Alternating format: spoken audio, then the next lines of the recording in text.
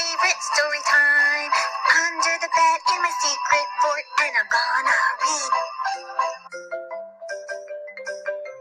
Mulan. Long ago and far beyond the Great Wall of China, a young girl named Mulan lived with her family.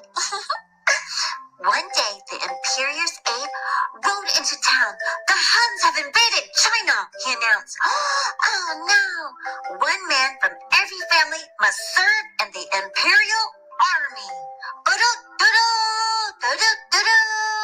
The man on the horse announced. Oh no! Mulan's father felt it was his duty to join the army, even though he had been injured in an earlier battle.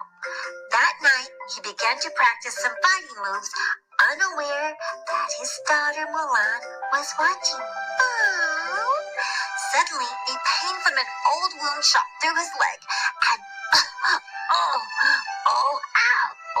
he collapsed and fell on the floor. Mulan was behind the door, and she was like, oh no! Oh, Dad! She whispered to herself he wouldn't be able to survive another battle. So she decided to disguise herself as a man.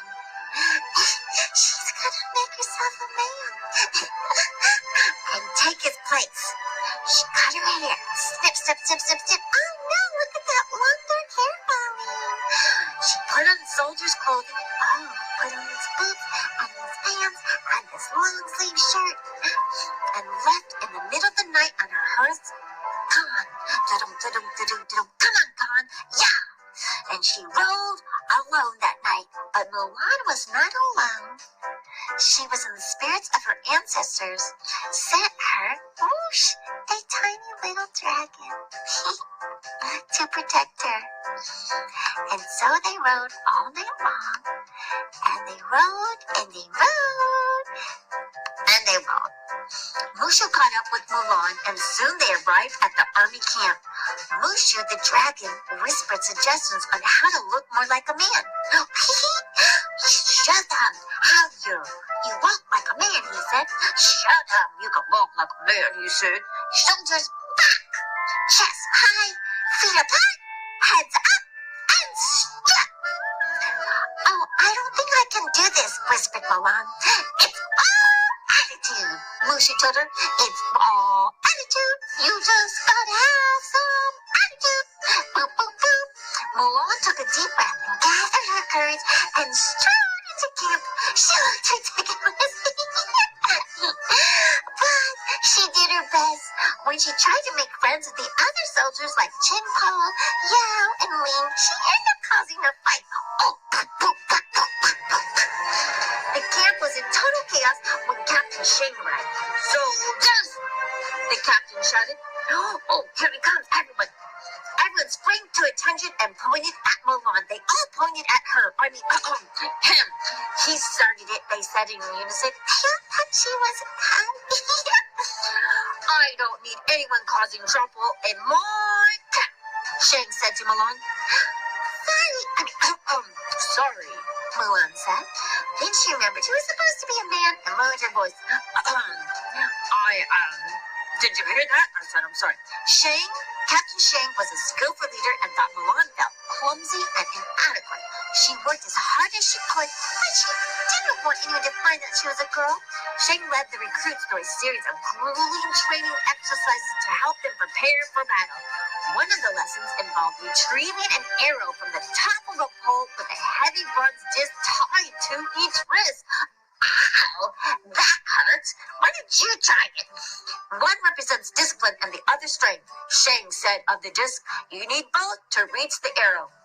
But no one was able to do it. Oh my gosh, it was so hard.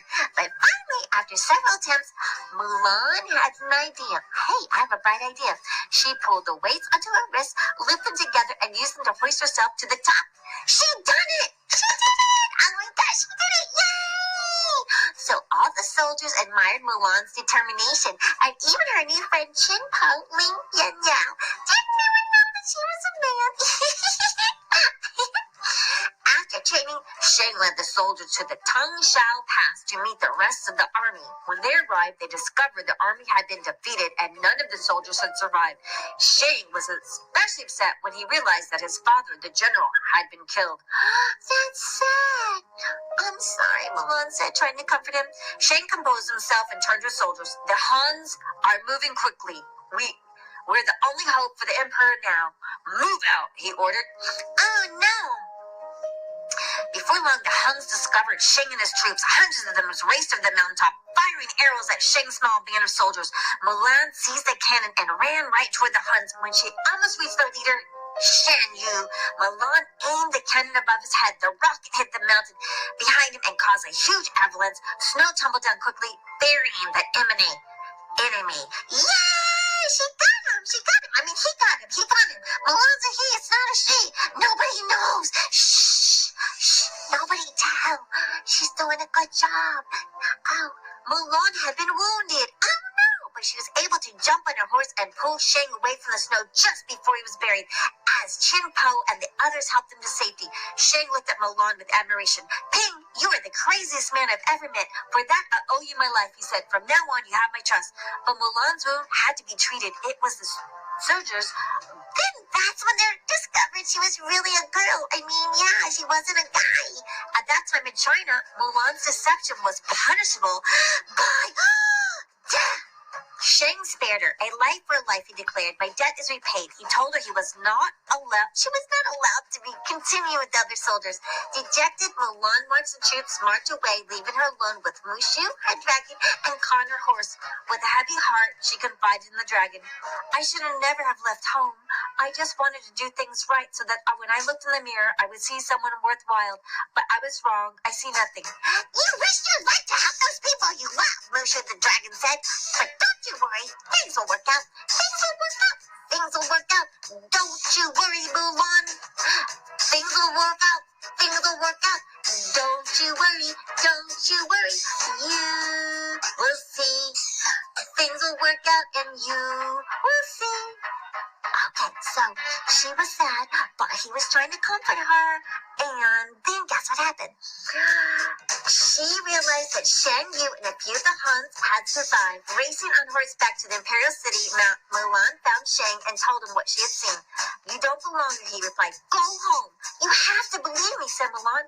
But Shang wouldn't listen. Soon the Huns seized the emperor and ran into the palace. Mulan turned to her friend for help. Chin, Po, Ling, and Yo tried to break down the palace door. It was no use. Hey, I have an idea, Mulan said. Eager for the help of her quick-thinking friend, the soldiers let Mulan dress them as women. Oh my gosh, now the guys are dressing like girls. That's what? Oh my gosh.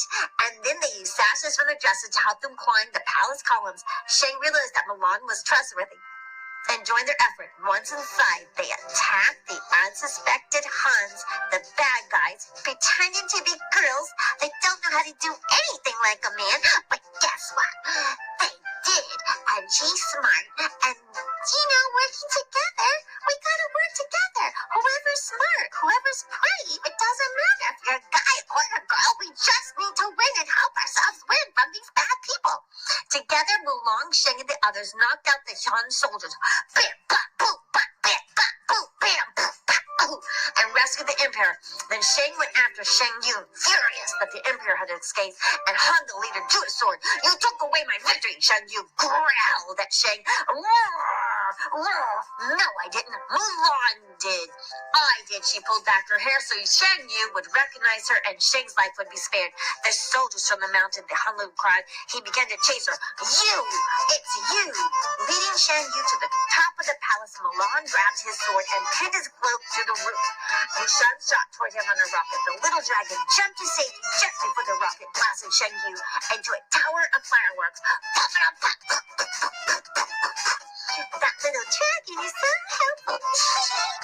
After the battle, the emperor approached Mulan. I have heard a great deal about you, Mulan, he said.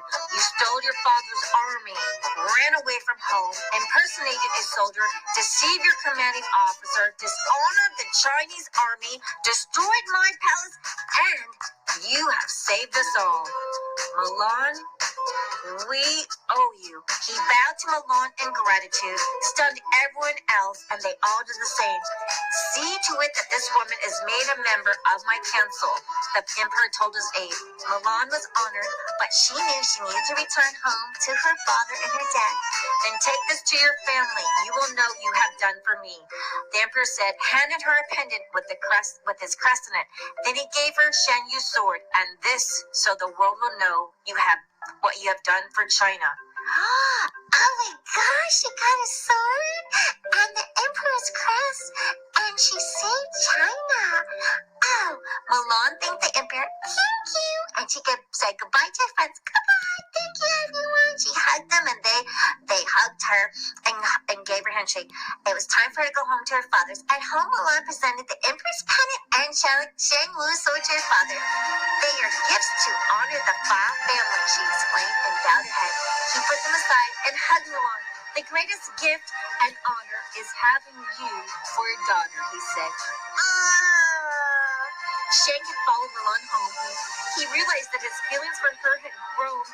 She had been very curious, and he admired her for her. She is courageous. Mulan invited Shang to stay for dinner. He and her family celebrated, delighted. Everything had turned out so well. Oh my gosh!